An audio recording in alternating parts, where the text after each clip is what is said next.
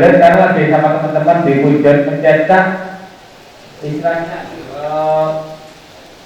travel foresti wisata, karena memang itu hutan. Insya Allah kalau dibawa ke sini akan bisa kasih masukan untuk agrowisata di Sampang, terutama di pesisir utara. Tapi ada orang mesti yang ngomong bedanya itu. Kemarin maunya dari mana tidak, saya ikut kalau saya tidak ada ikut. Jadi tidaknya masalah agrowisata yang ada di pesisir utara, nanti kita bisa ke apa, bisa kita catat, nanti kita lagi telah untuk dunia berikutnya. Bapak, berarti dengan adanya 7 pasti seyogianya peserta tidaknya peserta pelaku UMKM harus bisa mengikuti ini Pak ya, harus berdaftarkan di atau bergabung di ini Pak ya. Makanya ini Pak, dengan adanya pendahulu teman-teman petugas yang bertanya ini, nanti ini pelaku UMKM ini akan tergugah dan memang harus bergabung di sini untuk bisa membuat produk itu bisa lebih cantik atau bisa lebih menarik supaya untuk pemasaran ya online ini lebih berdaya bisa daya saing.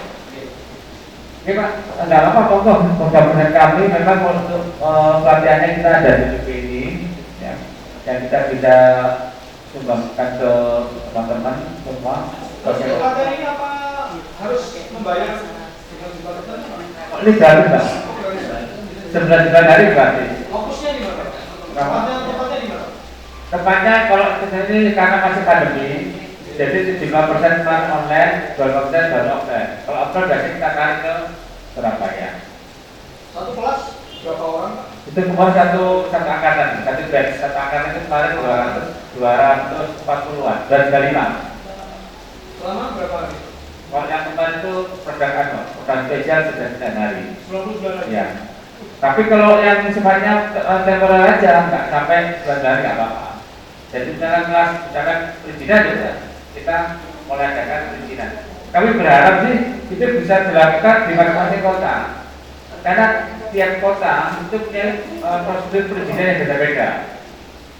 Misalnya Bakalan itu beda dengan Darjon, mungkin apa beda dengan yang lain. Tetap modulnya seperti ini Pak, masalah waktu itu nggak harus 9 bulan. Tapi kita program unggulan itu mentornya 9 bulan. Tapi nggak harus 9 bulan.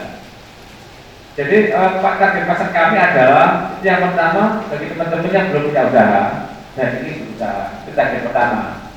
Yang kedua bagi udah berusaha tapi sebanyak pemula, dan itu kita banyak orang. Yang ketiga adalah yang naik kelas, artinya orientasi ekspor. Dan sekarang pun kami juga punya tim ekspor itu tidak harus banyak, ekspor tidak harus besar. Selama masalah pasar luar itu bisa menerima dengan kemasan yang sudah dipercantik, untuk kualitasnya juga harus banyak. Kita sudah mencoba untuk menjajaki itu dan sudah ada beberapa teman yang melakukan. Misalnya dengan punya PP bisa misalnya kas sampah dari brand untuk masih bagus, ternyata di Malaysia butuh seperti itu. Pak nggak bisa banyak nggak apa-apa, kita bantu. Kalau bisa banyak-banyak mungkin mengatakan 10 karton atau 10 nanti kan kita bisa kembalikan. Itu sudah berjalan. Kalau udah modalnya banyak, pasar sudah jelas, baru kita angkat ke konteneran. Karena konsep itu sekarang sudah kita tanamkan ke teman-teman. Kalau dulu ekspor itu kalau nggak banyak, nggak bisa ekspor. Karena kebutuhan kontainer kan juga besar modalnya. Nah, sekarang konsep ini kita sudah mulai kita ubah. Dari awal kita mencoba untuk mencoba kalau bisa jalan dengan skala yang nggak begitu besar. Dan itu memang tidak bisa berjalan. Tapi tetap untuk masalah perizinan, masalah desain, masalah rasa dan sebagainya tetap harus diikuti. Ekspor kan salah satu proses pemasaran saja. Nanti kita bahkan grup kita gabungkan dengan grup yang di koperasi, kita semua sama-sama minimal yang jawabnya berbeda nggak apa-apa, tahu aja di situ. Nanti ada pelatihan apapun, termasuk nanti saya juga masalah capek ya Pak. Kalau kami sudah ngomong sama tim kami masalah pelatihan. Nanti akan dicoba pelatihan itu berbasis potensi daerah. Misalnya cabai. Nanti kalau misalnya ada sentral produksi cabai di sampah biasa itu kan mungkin ada bersamaan dengan daerah Anjing misalnya atau daerah Batu misalnya. Sama kan pelatihannya berbasis potensi daerah. Tapi nggak ada kita jual, tapi bentuk olahnya itu kemarin ada tanya, Pak di Pamekasan, saya udah lama jual sambal ini, tapi kenapa kok sambal saya ini kalah dengan yang lain? Pola-pola itu nanti akan kita cari. Kalau di Surabaya terkenal namanya sambal burdi. Kenapa kok sambal burdi itu? Caranya kita kupas, kita bisa mencoba untuk memposisikan ke produk kita. Itu perkembangan cabai itu masih tomat juga ada. Kita di Mojokerto, temannya luar biasa enak. Tomat. Jadi ada teman-teman kan selama ini kurang. Ya, saya dulu pernah mencari tomat, jadi tomat itu sudah besar bagus semua. Semahal-mahalnya tomat itu kita bisa ukur tomat. Jadi itu supaya harga petani itu bisa menjual hanya tomat aja, diolah, itu kami ada orangnya. Coba-coba itu luar biasa, artinya rasanya itu enak tomatnya. Itu salah satu contoh aja lah. Nanti kita berbasis potensi. Kalau potensi itu enak, jadi ada kita kembangkan, bukan kita ngadakan dulu baru kembangkan. Yang ada dulu aja yang kita coba kembangkan. Kita ada. Jadi itu yang jawab pertanyaan Bu Tun sama Pak Eko. Mungkin Mas.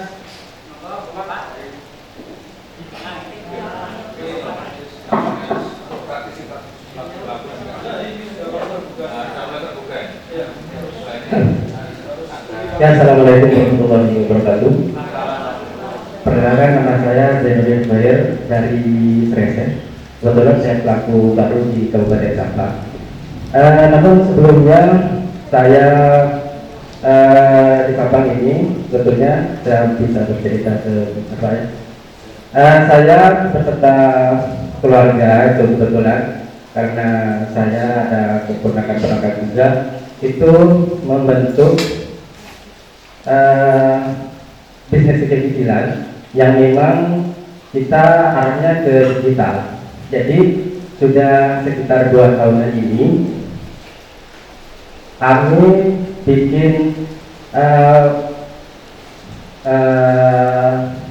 online shop yang kita kasih nama Aladoy Online Shop. Itu dengan nama Aladoy Online Shop, semua keluarga bergerak berjual di situ, tetapi produknya yang kami jual itu impor, Pak. Impor. Karena kami memang kesulitan untuk mencari produk-produk lokal yang bisa kami pasarkan. Dan setelah 2 tahun ini kami punya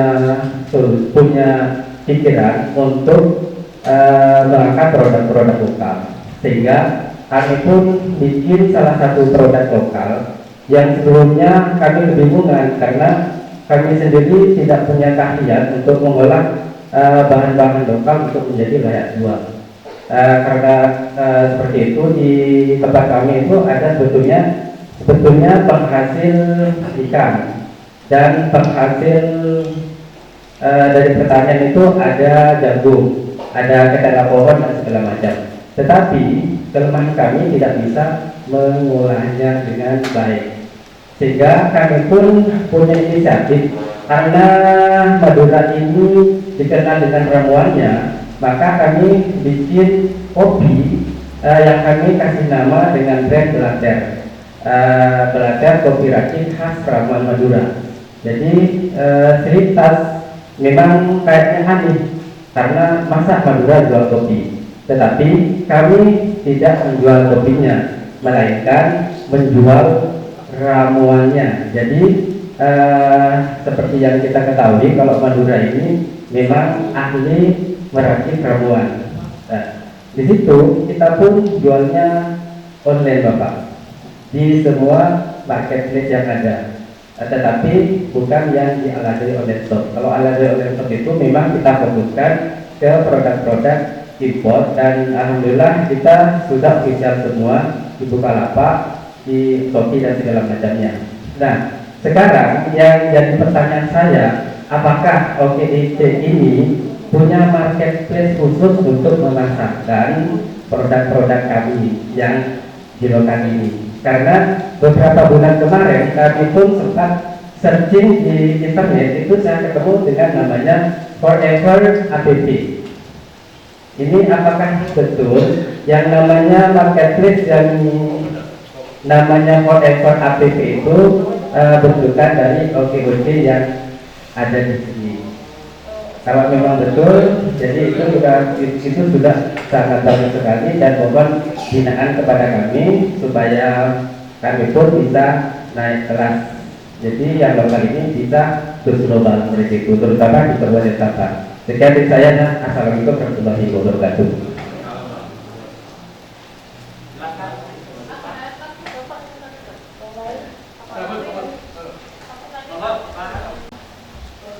Assalamualaikum warahmatullahi wabarakatuh. Perkenalkan, nama saya Muhammad Mahfud dari Ketapang.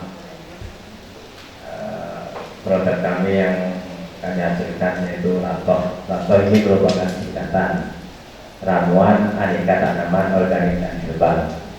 Awalnya kita bergerak di bidang ramuan herbal,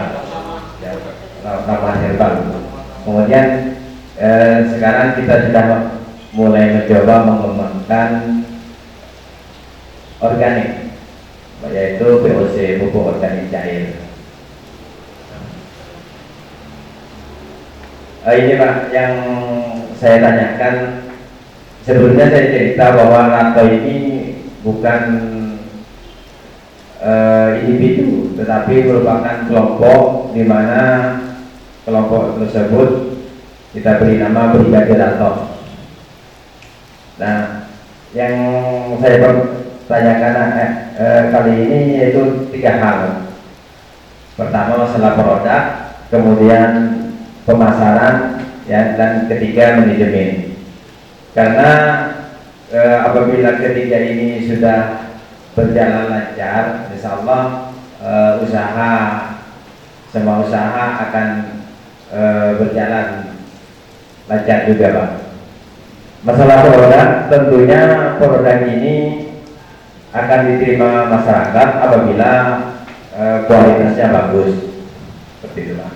Nah, produk saya kemarin mungkin Pak Joko sudah kami beri sampel untuk mungkin katanya mau dibawa ke Surabaya, mau dicek itu mohon masukannya nanti Pak, apa kekurangannya. Tentunya masih banyak kekurangannya karena kami memang pemula, Pak, gitu. Kemudian masalah produk ini yaitu untuk menjaga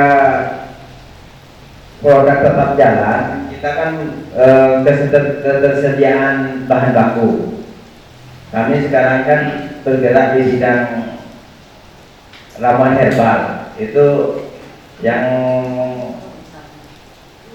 tentunya bahan bakunya itu terdiri dari impor-impor seperti jahe merah, kunyit, dan lain sebagainya, Pak. Nah, untuk ketersediaan bahan baku ini kami mulai melakukan kemitraan dengan para petani di desa kami, Pak. Kami ajak petani untuk mau menanam rempah-rempah tersebut. Pertama yang kami lakukan adalah memberikan bibit jahe merah. Kita sendiri yang cari bibitnya, kemudian kita sendiri yang menyemainya. Setelah tumbuh kita berikan ke petani untuk ditanam, Pak. Dengan perjanjian nanti apabila panen itu bahan bakunya dijual kepada Rato, gitu, Pak. Kemudian masalah pemasaran ini setiap usaha tentunya yang banyak mengalami kesulitan di pemasaran ini, baik pemasaran online maupun offline. Alhamdulillah Rato kemarin dapat undangan khusus dari OKOC untuk mengikuti pelatihan digital marketing, yang tentunya tim kami tadi kebingungan karena panitia tim kami katanya tidak terdaftar di pelatihan tersebut. Alhamdulillah sudah bisa masuk Pak. Ya, terima kasih Pak sebelumnya Pak. Mudah-mudahan kita nanti bisa ikut memasarkan produk kami secara online. Yang terakhir ini Pak, kita kan kerjanya kelompok Pak. Kita bentuk kelompok tim penggerak yang bernama Brigade Lato. Ini kita masih permudahan, kita lakukan patungan. Kita tidak mau investasi dari luar. Kita sendiri kelompok ini patungan ala kadarnya. Kita patungan, siapa yang punya modal silakan. Terus yang jadi permasalahan bagi kami dalam pembagian ini Pak, bagi hasil, bagi hasilnya. Bagaimana mungkin dari OKOK dengan timnya ada bisa sedikit memberikan pencerahan kepada kami sistemnya seperti apa Pak, supaya semua anggota ini bisa hidup makmur, karena moto kami sukses berjamaah gitu Pak.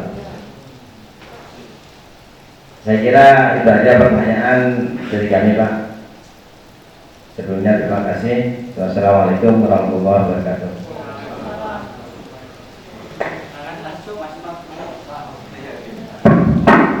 Baik. Bismillahirrahmanirrahim. Assalamualaikum warahmatullahi wabarakatuh. Saya mau menjawab pertanyaan Pak Sinten. Tampilannya Pak? Pak Len. Sen. Pak Zen. Pak Zen terkait online tadi saya dengar sudah jalan ya dengan produk. Terkait dengan produk impor ya, dan beberapa produk usaha keluarga ya. Nah, kalau sudah jalan kayak gitu, kalau dioptimasi lagi Pak, lebih powerful sebenarnya dengan Google Business, Facebook Ads, CDS, marketing ads juga ada. Ini informasi bahwa apa yang Bapak sudah lakukan itu kalau di-up lebih powerful lagi. Nah, terkait marketplace-nya OKOC, sebenarnya OKOC sudah nyiapin sejak lama Pak marketplace. Namun OKOC memprioritaskan bagaimana di top sendiri yang punya marketplace. Kenapa? Karena konsepnya OKOC begini Pak. Jadi ketahanan ekonomi kita saat krisis, itu prinsipnya kan ada dua tadi yang dibilang Pak Joko. Yang pertama adalah kalau bisa orang sampah, kalau beli ya di sampah, jangan keluar dari sampah. Kemudian orang pedagang sampah kalau bisa jualannya bisa dibeli oleh di luar sampah, sehingga uang masuk ke dalam sampah, sehingga uang numpuk mengalir deras. Namun habitnya masyarakat kita ini ternyata susah diatur Pak. Ketika kita jual di marketplace Shopee dan lain-lain, justru misalnya beli batik tulis, padahal saudara kita ada yang jual, tetangga kita ada yang jual, tapi belinya di Jakarta. Akhirnya uangnya keluar. Sehingga ini kami melihat sebenarnya yang harus ambil andil itu adalah bagaimana daerah punya marketplace sendiri Pak. Daerah sampah punya marketplace sendiri, semua dagangan ada di situ. Instruksi ke masyarakat kalau mau belanja buka pasar punyanya sampah. Tapi kalau kalian mau jual, mau silakan jual ke Shopee, jual ke mana terserah, supaya orang banyak beli. Tapi kalau untuk marketplace internal itu memang pendukungnya. Itu yang kemarin kami rencanakan dan sempat ke Dinkop Provinsi ya, minggu lalu, dan memang harus ditindaklanjuti oleh aturan gubernur supaya OKOC bisa masuk menginisiasi. Namun kalau misalnya lambat juga, terpaksa kami bikin versi kami. Kenapa? Karena UMKM kan butuh tetap, gitu ya. Kebetulan ada Bapak Dinkop ya, itu bisa dinas pertanian gitu ya, itu bisa mewadahi kalau bisa kolaborasi dengan dinas yang lain Pak. Marketplace khusus internal sampah, masyarakat diberitahu kalau bisa setiap HP masyarakat punya aplikasi itu. Kalau mau belanja nyari ikan, nyari apa ya. Terus ini Pak, saya kan sempat ketemu juga di ada marketplace namanya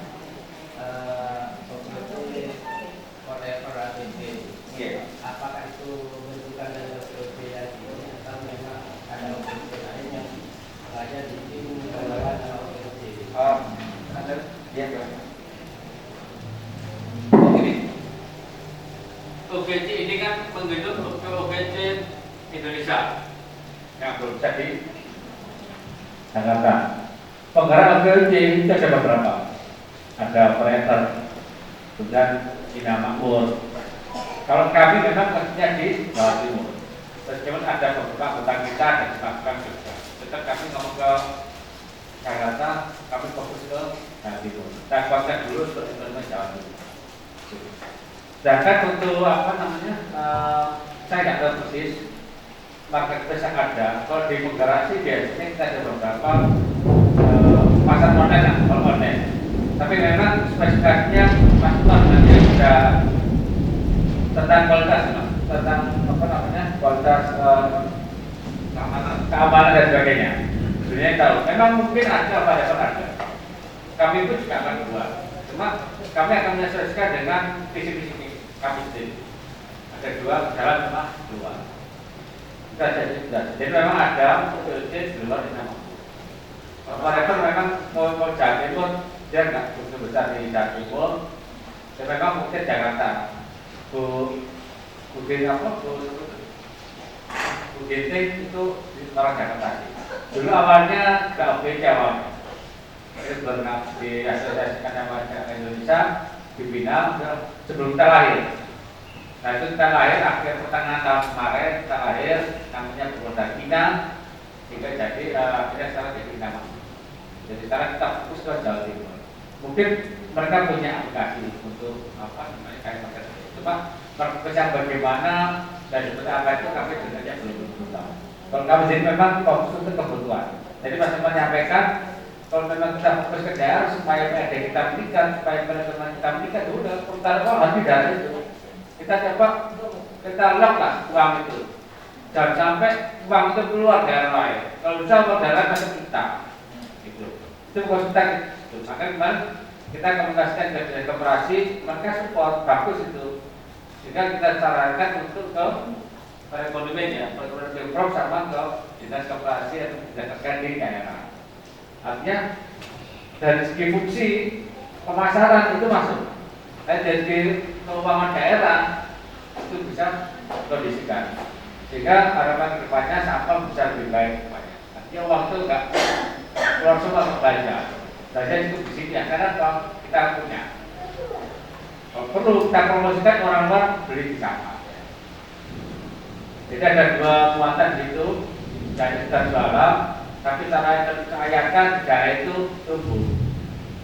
Jadi digital marketing ini bisa jadi bumerang, bisa jadi peluang, bisa jadi masalah. Karena masyarakatnya budayanya adalah belanja produk luar. Makanya Mas tadi cerita tentang impor tadi ya. Nah itu secara tidak langsung uang kita kan ke luar negeri. Nah itu makanya terjadi namanya defisit ya atau inflasi ya ketika jumlah uang ke luar negeri. Nah negara sudah mengatur mulai pajak, mulai regulasinya mulai diatur dan lain-lain. Nah kita bicara secara keseluruhan aja lah, gimana caranya pemerintahan kita ini punya aplikasi di mana semua hak masyarakatnya ada. Kalau mau belanja dari situ, produknya masyarakat di sini. Kalau mau misalnya mau istilahnya beli apapun ada di situ. Itu kan sebenarnya secara tidak langsung kita nggak perlu ngoyo-ngoyo sebenarnya sudah berputar ya. Konsep ekonomi hukum barter masih ingat ya Bapak Ibu? Dulu orang belum punya uang kan tukar telur dengan beras. Barter ya. Ada yang punya telur, ternak bebek, nanti ditukar sama beras dapat. Terus mereka bisa hidup ya. Nah kemudian muncul perkembangan era kapitalis di mana perlu adanya uang untuk tukar barang. Nah pada saat itu kan mulai terganggu stabilitas peredaran uang dan lain-lain gitu. Artinya konsep itu kita analogikan dengan belanja di tetangga sendiri, belanja di teman sendiri. Kira-kira seperti itu ya, Pak ya. Ya, tapi begini Pak. Kadang-kadang kita lihatnya belanja di tetangga sendiri, belanja di teman sendiri, tapi kadang-kadang kosnya itu lebih mahal yang lokal daripada yang non lokal Pak. Ya. Nah ini mohon solusinya. Nah di situ problemnya kan masalah politik harga. Itu masalah politik harga. Ingat salah satu cara menjajah sebuah negara itu dengan dikasih produk yang berapa, ya. Itu politik. Kenapa Cina itu menguasai dunia? Karena politik ekonominya kuat dengan menciptakan produk-produk tiruan yang lebih murah, ya, sehingga mengganggu stabilitas ekonomi negara lain. Dan itu terbukti, hampir semua negara digantung Cina. Makanya ini problem tidak hanya satu dua orang sebenarnya, ini kan problem banyak ya. Jadi di sisi lain harga di sini mahal ya. Kita ingin beli jam tangan yang bagus banget kayak asli itu cuma 50.000 ada di Cina gitu ya. Padahal masyarakat kita tulaannya berapa, jualnya berapa. Nah, butuh komitmen. Terus memang di sini regulasinya ada di pemerintah Pak, karena politik kan. Politik harga ini kan regulasinya ada di pemerintah. Sedangkan kita konsumen itu sebisa mungkin bagaimana memahami ini. Ini bahaya buat generasi kita ke depan gitu loh. Memang sekarang kita niat beli lebih murah gitu, tapi ini kalau jadi budaya sampai anak cucu kita kalau beli di luar negeri gitu kan, bangsa kita jadi apa Pak ekonomi? Makanya sekarang gerakan UMKM ini ditekan dimajukan supaya bisa menghasilkan produk bagus, murah kan gitu. Ya ini teman-teman UMKM kan butuh pertolongan, bantuan kan. Dan mungkin mereka ciptakan harga murah sedangkan biaya produksinya mahal. Nah, gimana biaya produksinya mahal, biaya bahan-bahan mahal karena hasil pertanian, perkebunan perlu beli pupuk. Regulasinya udah banyak. Mungkin mudah-mudahan bisa dipahami ya. Oke, untuk konsep, kalau untuk teknis